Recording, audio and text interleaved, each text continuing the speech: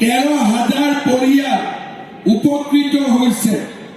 আজি আমাৰ ডিগবৈ সমষ্টিত নিযুত মইনা আঁচনিৰে 13,057 গৰাকী ছোৱালীয়ে কলেজত পঢ়িবৰ বাবে সুবিধা পাইছে।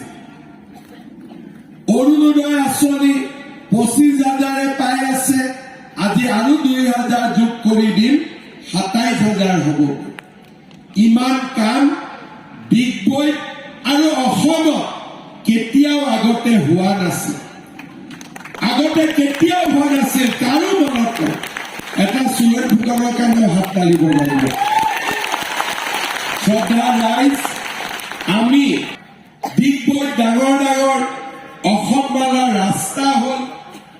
আজি আমাৰ চুকে কোণে আমাৰ পিছপৰা অঞ্চলসমূহত আজি আমি উন্নয়নৰ এটা নতুন পৰিৱেশ সৃষ্টি কৰিম। এই বুঢ়ীদিহিং মৌজা নতুনকৈ ডিগবৈত আহিছে, কিন্তু MLA চেষ্টা কৰিছে যে নতুনকৈ অহা অঞ্চলতো যাতে আমি ৰাস্তা ঘাট বনাব পাৰো।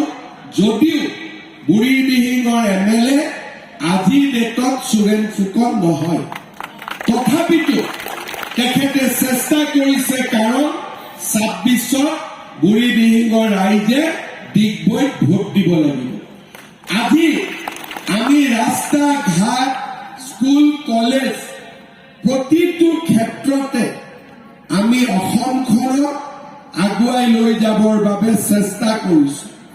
মোক সুৰেন ফুকনে এটা হিচাপ দিছে যে আমাৰ ডিগবৈত ৰেচন কাৰ্ড আছে 45,433খন। তাৰমানে 45,000 পৰিয়ালে আজিৰ দিনত বিনামূলীয়া চাউল পাইছে, 100 টকা দালি, নিমখ, চেনি পাইছে, লাহেকৈ তেলো পাব, বিনা পইচাতে চব হৈ যাব।